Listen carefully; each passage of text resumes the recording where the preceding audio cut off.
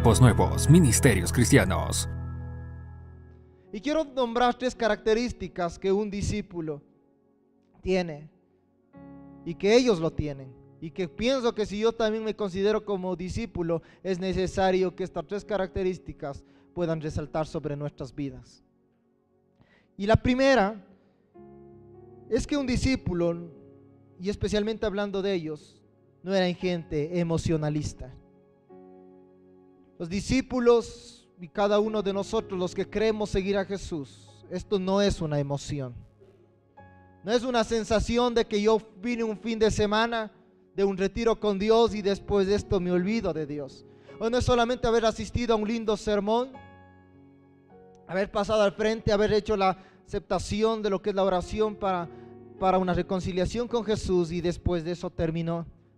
Hay que entender algo, que los discípulos eran personas que desde hace 3 años antes de que el acontecimiento habían entregado todo al Señor. Significa que para ser discípulos, como dice la palabra, era necesario que cada uno se niegue a sí mismo y cargue una cruz. Ellos lo hicieron. Ellos lo habían hecho durante 3 años. Significa que la confesión que hace Pedro al Señor, dice: Señor, yo moriré por ti, no era tan falsa. Porque él estaba convencido de lo que estaba diciendo. Él estaba seguro de aquella declaración, que no solamente era porque el ambiente estaba bonito y porque todos estaban tal vez compartiendo cosas, la comida, y él se emocionó. No, él estaba muy convencido de lo que decía, porque él había seguido al Señor durante 3 años, dejando familia, dejando trabajo y dejando muchas cosas más, llevando, como dice la palabra de Dios, una cruz, una responsabilidad. ¿Qué pasó entonces? Porque Pedro entonces, después de horas, iba a fallarle al maestro, y porque muchos de los discípulos iban a abandonar. Hay que entender que esta parte del cristianismo, ellos estaban muy claros y convencidos en quién creían. ¿Y por qué Pedro tenía la capacidad de decir: Señor, yo moriría por ti? Por lo tanto, no es que ellos fueron seguidores de Jesús, ellos eran los discípulos de Jesús. Y para ser un discípulo era necesario dejar todo para seguirle al maestro. Esta es la primera parte que yo al menos me quiero identificar en mi vida. Creo que muchos de nosotros que hemos dado un paso de conocer al Señor, no es solo una emoción. Porque si esto fuera una emoción, ya se hubiera acabado. ¿Cuándo? Si esto solamente hubiera sido aquel pensamiento que muchas personas dijeron: ya vamos a ver cuánto duras en la iglesia, ya vamos a ver cuánto tiempo vas, y hasta ahora han pasado años y seguimos aquí. Esto es más que una emoción. Esto es más que solamente una oración que un día dijimos de compromiso al Señor. Y eso es lo que entendía Pedro. Señor, el día que yo dejé mis redes, lo he demostrado durante estos años que he estado ahí, y es verdad. Y en eso nadie lo podría negar, porque lo han demostrado. Aún más, miro esta parte muy interesante de la cena, que el Señor, Él no iba a compartir este tiempo con gente ordinaria. ¿En qué aspecto? Gente que encontró ese rato y digan: a ver, ¿quién quieren ir a cenar conmigo y compartir algo muy especial? Y los que lleguen primero, ellos van a estar. No, todos los que estaban en la cena eran gente que Dios los había escogido, que Dios les había permitido compartir el pan y el vino. Significa que algo tenían ellos, algo había en sus vidas que había sucedido durante años para que el Señor lo mire como algo tan especial. La segunda característica de un discípulo es que los discípulos de Cristo somos, o ellos, hablando de ellos, son y eran gente valiente. Para ser discípulos de Jesucristo y el camino del cristianismo no es para cobardes. Aún más, la Biblia dice en Apocalipsis 21:8 que los cobardes ni siquiera entrarán al reino de los cielos. Todos los que estamos aquí somos gente, personas que todos los días estamos luchando. Y hay que entender esa diferencia entre cobardía y valentía. La valentía no va representado con resultados. La valentía no tiene que ver con resultados. La valentía tiene que ver con actitud. ¿Cómo es esto, pastor? Una persona valiente no es aquella que peleando gana. Es aquella que a través de su actitud demuestra que aunque esté perdiendo, sigue ahí. Y yo no sé cuántos de ustedes tal vez puedan considerarse valientes. No estoy diciendo cuántos han obtenido resultados. No les estoy diciendo cuánta familia de ustedes se ha convertido, si tu esposa, si tus hijos, o si al final obtuviste muchas promesas de Dios. Les estoy diciendo cuántos de ustedes siguen luchando por llegar a ver esas promesas. Y dice la palabra de Dios, Dios dice, el reino de Dios es arrebatado por la gente no cobarde, por la gente valiente. Y hay que entender que la batalla es para gente valiente. Esto no es como aquella carrera que tal vez tú tienes que llegar a la meta, 10 kilómetros. Y en el kilómetro 5 ya estás cansado. Y ya como estás en el último puesto, dices, ya para qué voy a llegar. Mejor aquí está al ladito mi casa, mejor me voy quedando. Y muchos desistimos de la carrera, de los caminos de Dios y nos quedamos a medias. Hay que entender que el proceso de la valentía no va determinado, una vez más repito esta idea, con el resultado, si obtienes el primero o segundo puesto. El éxito está en si llegas y perseveras al final.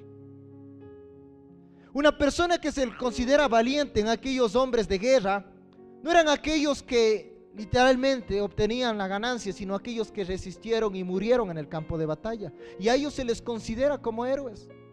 Como aquella historia esta que conocemos de Abdón Calderón, que lógicamente era un mito, pero dice que Abdón Calderón estaba con la bandera y le hirieron en el pie y seguía arrastrándose llevando la bandera, y le hirieron en el otro pie y arrastrándose con el abdomen, dice que seguía, y después le hirieron en la mano que tenía la bandera y cambió a la otra mano la bandera, y aún así seguía arrastrando, alzando la bandera del Ecuador. Después le hirieron todas las extremidades y dice que con la boca alzó la bandera.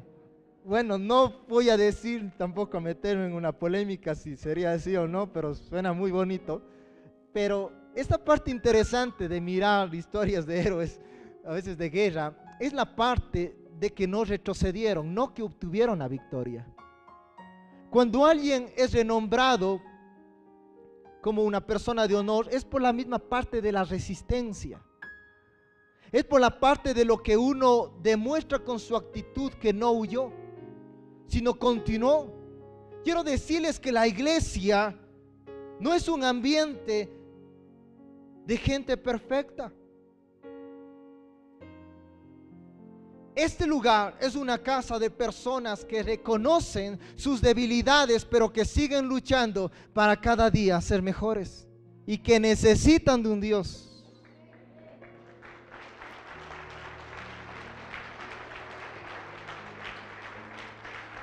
Si alguien quiere juzgarles a ustedes o a muchas personas, ¿para qué te vas a la iglesia? Bueno, al menos sigo batallando y sigo luchando por ser diferente. Tal vez tú te conformaste en una casa con una cerveza y eso es todo, y no cambiaste. Al menos trato de luchar por cada día ser un mejor padre, por cada día ser un mejor esposo, o un mejor hijo, o una mejor persona. Y por eso es que, aunque tal vez tenga debilidades, sigo luchando hasta el día de ver perfeccionado mi debilidad y convertirse en fortaleza a través de Cristo Jesús.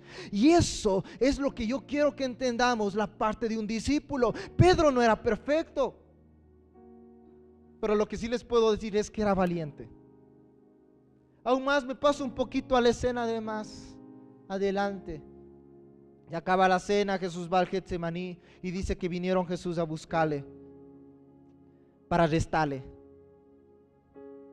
Y en medio de eso salió y cumplió de alguna forma aquella parte de la promesa. Pedro le había dicho horas antes a Jesús: Señor, yo daría mi vida por ti. Y sale Pedro, dice, cuando vinieron a arrestarle a Jesús, y dice que Pedro vino y sacó una espada y le cortó la oreja a uno de los soldados. Pero quiero que entiendan lo que Pedro estaba haciendo. Pedro era débil, porque aún más demuestra muchas veces en la Biblia como un carácter muy impulsivo, pero lo que sí se puede garantizar es que Pedro era una persona valiente. Y lo que el Señor espera es nuestra actitud. Y la parte de Pedro es que él de alguna forma, el Señor le había dicho, tú me vas a fallar. Pero él también había dicho, Señor, yo voy a dar mi vida por ti. Y lo que Pedro mira es, bueno, si le van a arrestar al maestro, bueno, aquí entonces le llevan por encima de mí. Aquí se arma la guerra. A ver, aquí nos vamos en golpes de espada y aquí hay sangre. Y no es que Pedro sacó la espada y dice, voy a atinarle justo en oreja. Voy a sacarle un trocito de oreja. A ver, no. Pedro apuntó al gañote, al pescuezo, como dicen. Y lo que Pedro quería sacarle la cabeza y el otro se movió y lógicamente le agarró la oreja. Pero lo que Pedro estaba demostrando es que dijo, Señor, yo daría mi vida por ti, y eso es lo que estaba haciendo. Muchas veces vemos la parte solamente de la negación. Pedro huyó, Pedro falló, y Pedro tal vez sí. Pero hay que entender que antes de eso, él hizo algo muy valiente. ¿Sabes por qué es muy especial que alguien defienda a sus amigos, a sus hermanos, a su familia? Y eso es lo que Pedro entendía. Tu maestro, desde el día que te conocí, ha sido todo para mí. Yo daría mi vida por ti. Y quiero que cada uno se identifique a veces con esta parte de que todo lo que tú haces para el Señor, si tú vienes a una iglesia, has ido a un retiro, sigues luchando, sirves. A veces el enemigo te quiere acusar con la parte de la negación, de que no vales para nada, si ves en vano, invertiste dinero, gastaste buses, gastaste taxis y al final no sirve para nada lo que haces. Le has fallado al Señor, retírate. Pero quiero que hoy recuerden ustedes la parte de todo lo que han venido haciendo para el Señor, que tampoco fue en vano. Que hay algo en sus corazones que tal vez algo sí les hace pensar, es que lo que yo decidí amar a Jesús no solamente fue una emoción, fue una convicción muy clara de que yo daría mi vida por Él, de que yo decidí entregarme a Cristo. Y aunque tal vez no he visto perfeccionado mi vida, sigo ahí, sigo batallando y sigo luchando. Y siempre que el enemigo te regrese a esa parte de la negación, donde te quiere pisotear y mostrarte que no vales, recuerda aquella parte también donde Pedro vivió el arresto y donde eras capaz de dar tu vida por él. Y esa parte es la que yo les motivo a resaltar en sus vidas. Yo a veces me pregunto, si fallo, ¿será que todavía no ama a Dios? Hay muchas personas que he escuchado más cuando comparten el mensaje y dicen, no, Pedro nunca amó a Dios. Los discípulos nunca amaron a Dios, porque cuando negaron, por eso se fueron, porque no tenían una experiencia real con el Señor, porque eran gente débil y todas estas cosas. Y después que Jesús resucitó, a Él sí se convirtieron. No estoy tan seguro de eso. Si alguien no ha vivido este mundo, tal vez uno no podría decir y sacar esta conclusión por una razón. Porque yo vi la vida de 12 hombres que dejaron desde hace 3 años atrás todo por su maestro. Y eso no lo hacen todos. Eso no lo hacen todos. Algo deberían de haber amado y sentido durante estos 3 años, porque ellos hubieran tenido oportunidades de haberles dejado. Hay una experiencia donde Jesús está predicando y donde muchos comienzan a levantarse de la prédica del maestro, más se quedan sus discípulos y el Señor les pregunta, ¿acaso ustedes también piensan retirarse? Y Pedro una vez más dice, Señor, ¿a quién más iremos?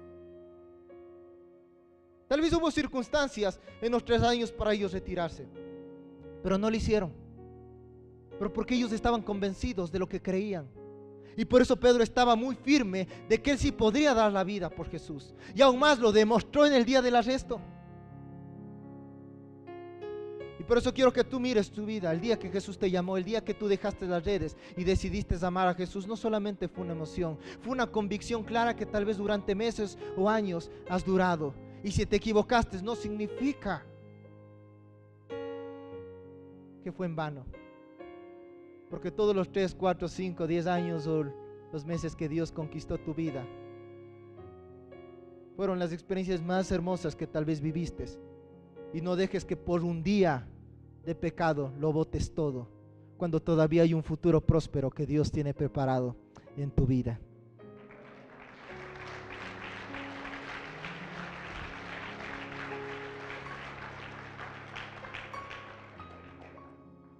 En Juan 18, 7 y el 8 dice: ¿a quién buscan? Volvió a preguntarles Jesús. A Jesús de Nazaret, repitieron ellos, respondieron. Y Jesús dijo: ya les dije, soy yo. Si es a mí a quien busca, dejen que estos se vayan. Tal vez no muchos se percataron, pero esta parte es muy linda. Tal vez muchos no saben por qué los discípulos huyeron. Fue porque el Señor quiso que huyan también. El Señor se puso al frente de sus amigos porque esto era lo que Jesús les consideraba, sus hermanos, su familia. Si vinieron a hacerles daño, ellos no van a morir, el que va a morir soy yo. A ellos no les toquen. Aún más, Jesús les estaba dando tiempo para que vayan, yo les doy permiso. Este es mi proceso, no es tu proceso, Pedro. Esta es la carga que yo tengo que llevar. Aún más, Jesús cuando Pedro saca la espada y le corta la oreja, Jesús se molesta con Pedro, y voy a parafrasear más o menos, pero lo que Jesús le estaba diciendo: Pedro, yo no puedo huir de esto, es inevitable, yo tengo que morir. Yo tengo que cargar esta cruz. Aunque me quieras defender, ya me estás comprobando. Pero guarda tu espada. Es muy interesante porque aquí Jesús nos muestra un proceso que muchas veces pudiera suceder en un ser humano. Hay instantes en tu vida que tú pasas procesos donde a veces te vas a encontrar solo. Y no está mal. Porque a veces tendrás que experimentar cosas donde no estarán tus amigos, ni tus padres, ni familia, y aún más no tienes ni que resentirte con ellos, porque ese no es el proceso del vecino, ese es tu proceso. Así que ahí uno tiene hasta que aprender a perdonar. Y ahora yo aquí enfermito y nadie me ha venido a dar ni una leche, ni un pan, yo ni más voy a regresar. Jesús hubiera pensado de esta forma, decir: me abandonaron. No, ese era el proceso de Jesús, no el de los discípulos. Tal vez ellos sí eran probados, pero el que iba a morir no era Pedro, el que iba a morir era Cristo. Así que él entendió: este es mi proceso. Y quiero decirles que cada uno de nosotros pasamos procesos, pero no tenemos por qué afectarnos o resentirnos, porque muchas veces estarás solo en el valle de la muerte o de la enfermedad. Y ahí es donde se cumple que Jehová es nuestro pastor, solamente a Él tenemos. Y ahí esperánzate. Jesús sabía que estaba el Padre y Él y el Espíritu Santo y nadie más, y ese era el proceso. Fuera muy lindo, sí, Pedro, tú puedes seguir defendiéndome, puedes dar tu vida por mí, pero ahora no, porque ahora soy yo el que tiene que pasar esto. Y me encanta esta parte de Jesús, que Jesús se pone delante de los discípulos y dice: a ellos no les toquen, por favor. ¿Cuántas veces Jesús no se ha puesto delante de tus problemas? Y lo quiere hacer. ¿Cuántas veces tal vez Él no te defendió y aunque vos no te des cuenta? Por eso hoy estás vivo. Por eso hoy muchos hemos pasado cosas donde el Señor muchas veces tomó nuestras cargas y dijo: no, a ellos no les toquen. Tal vez el enemigo, tal vez Satanás te podía haber matado en ciertas instancias en el pecado, mas Él entró en ese proceso y no vas a morir. No vas a morir.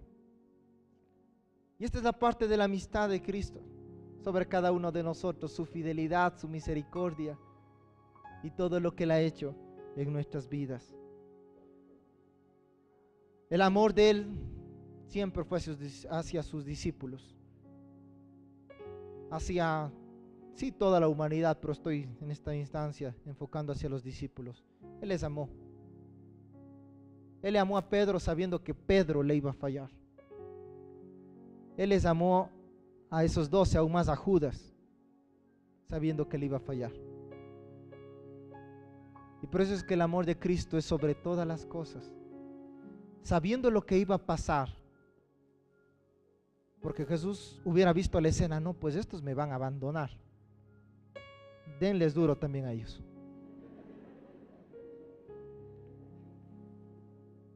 No, sabiendo que ellos iban a huir, el Señor viene a su corazón misericordioso y dice, no les toquen a ellos.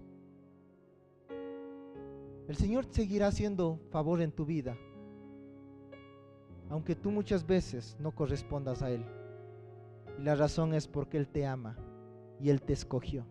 Y Él no se equivocó contigo, sino Él tiene un plan en tu vida.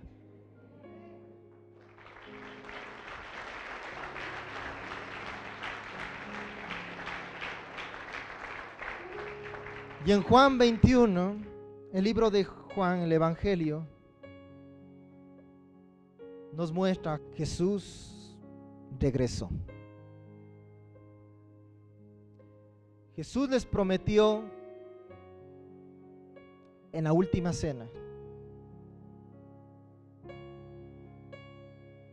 que regresaría. Yo no sé cómo tú miras esta parte, pero el Señor está cumpliendo su promesa. Por encima de todo error, pecado, falencia, abandono, infidelidad, su promesa. Y es que el Señor profetiza sobre Pedro: Pedro, tú me vas a fallar. Ustedes me van a abandonar a los discípulos. Esto va a suceder. Pero también quiero que sepan que yo voy a regresar una vez más a ustedes. Yo voy a perdonarles y yo voy a reconciliarme, y una vez más volveremos a estar juntos. Quiero decirte proféticamente hoy en tu vida que el Señor te seguirá buscando y te sigue buscando, aún sabiendo lo que hayas hecho en tu vida o lo que vayas a hacer. Él no dejará hasta que vea el propósito de tu vida cumplirse, y todo lo que Él vio hace muchos años, Él no ha terminado el proceso en tu vida. Por eso quiero decirte que lo que hayas pasado o lo que estés pasando hoy actualmente, el Señor tiene un plan de que va a regresar una vez más a la orilla, porque la historia no termina en la negación de Pedro. La historia continúa en el proceso que viene después de lo que va a hacer Pedro años posteriores. Por eso quiero decirte en tu vida que lo que Dios comenzó todavía no ha terminado. No sé si estás en tu peor crisis, no sé si estás en tu peor día o estás en tu peor temporada, si fallaste al Señor, te equivocaste o vives en pecado. Quiero decirte que el Señor está llegando hoy al amanecer sobre tu vida. Hoy está saliendo el sol, hoy está viniendo una vez más sobre tu vida el Señor a la orilla. Hoy el Señor vuelve a recuperar un pacto, una palabra que les dijo hace horas o días atrás en una cena, y les dijo: chicos, ustedes me van a fallar, pero aún sabiendo eso, yo voy a regresar con ustedes. Esto es lo que el hombre vio, Dios vio cuando Dios le creó al hombre, sabiendo que tal vez Adán podía fallarle. Aún más, Él decidió venir a este mundo y entregar su vida, corriendo tal vez las consecuencias, sabiendo que iba a crear un hombre que podría equivocarse, porque Dios le dio libre albedrío y habría una gran posibilidad que él falle. Pero el Señor también, sabiendo todo, también abrió la posibilidad de que en base a eso, por amor a nosotros, Él también un día entregaría su vida por el mundo. Y es que el Señor, quiero decirte algo, y le dice: Pedro, tú me vas a fallar, pero regresaré.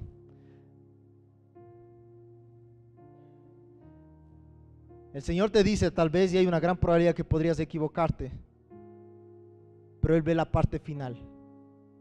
Así que lo que el Señor está diciendo en tu vida es: yo puedo ver tu proceso de pruebas que vas a experimentar, pero también quiero profetizarte que mientras estoy viendo lo que tal vez tú vas a ser lastimado, lo que te van a afectar, lo que vas a huir, lo que te van a abandonar, también quiero decirte que también estoy viendo tu futuro, el día que también vendrá tu prosperidad. El día que también vendrá tu bendición. El día que te viene una enfermedad, también estoy viendo el día en el que te voy a sanar. El día que está viniendo tu crisis, también estoy viendo el día cuando ya estarás conmigo y todo esté solucionado. El día que estés pasando tu peor noche, yo hoy estoy viendo junto contigo el amanecer. Esa es la parte que el Señor determina sobre nuestras vidas. Que cuando el Señor permitió la prueba, ya también vio la solución. Que el Señor, cuando te permitió tal vez estar en algún lugar, Él ya sabe cuál es la llave. Que el Señor, cuando te permitió experimentar cosas que tal vez tú no entiendes, el Señor ya vio cómo vas a salir de aquel lugar. Y eso quiero que sepas, que tu historia no está culminada. Todavía hay más hojas que escribir sobre tu vida. Todavía hay un libro por completo que el Señor tiene trazado sobre tu casa, sobre tus generaciones. No estás terminado, no está culminado el tiempo.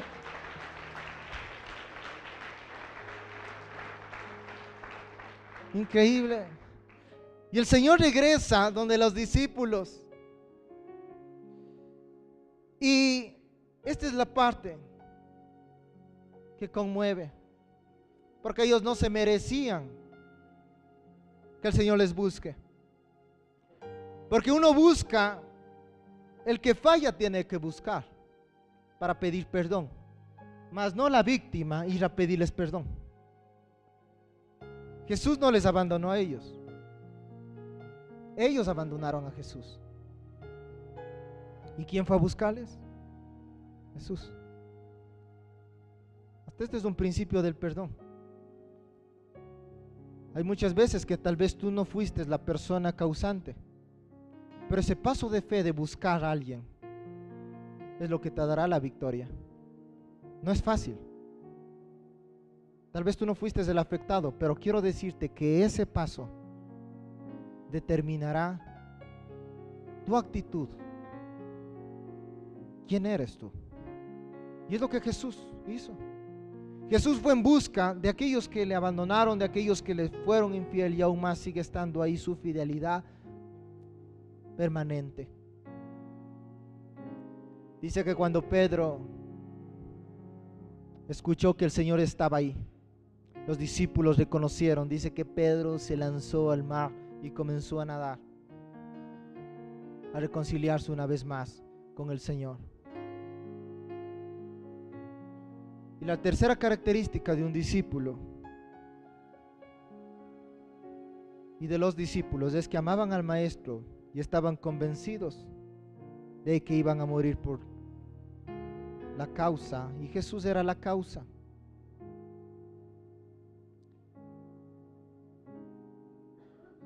Ellos lo harían. Pero quiero que entiendas algo.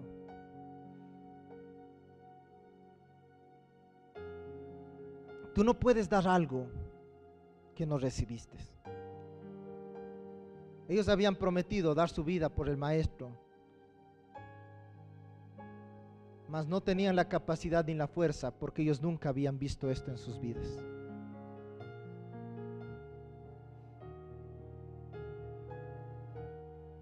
El plan no era que muera primero Pedro. El plan era que primero muera Jesús. Así que si Pedro tenía que morir por Jesús, él no podía morir si Jesús no había muerto primero por él. Tú no puedes dar amor si no recibiste amor. Pero cuando tú recibes amor, puedes dar amor. Por eso la gente no puede perdonar si no fue perdonada por Dios. Necesitas recibir su perdón para tener la capacidad de perdonar. Y aunque Pedro tenía toda la intención junto con sus compañeros de dar su vida por Cristo, ellos no tenían la posibilidad, porque ellos nunca habían visto esto en sus vidas. Pero quiero decirles que fue necesario que primeramente muera Cristo para que ellos miren que su Maestro primeramente dio el ejemplo en dar su vida por ellos. ¿Y cuál era la parte de ellos? corresponder a ese amor. Como Él lo hizo por mí, creo que ahora estoy convencido de que yo lo puedo hacer por ti, Jesús. Jesús murió por nosotros y por cada uno de nuestras iniquidades, maldiciones, pecados. Él murió para que cada uno de nosotros seamos resucitados y vivamos con Él. Así que Cristo no les acusa tanto a los discípulos. Aún más vino a reconciliarse y a mostrarles y decirles: chicos, este era mi proceso. Yo les perdono, ahora entienden lo que es dar la vida por sus amigos. Les acabo de demostrar, morir por ustedes. Ahora sí pueden morir todos. Pedro, ¿querías morir por mí? Ok, va a suceder. Pero era necesario que tú mires en mí, que yo primeramente te amo.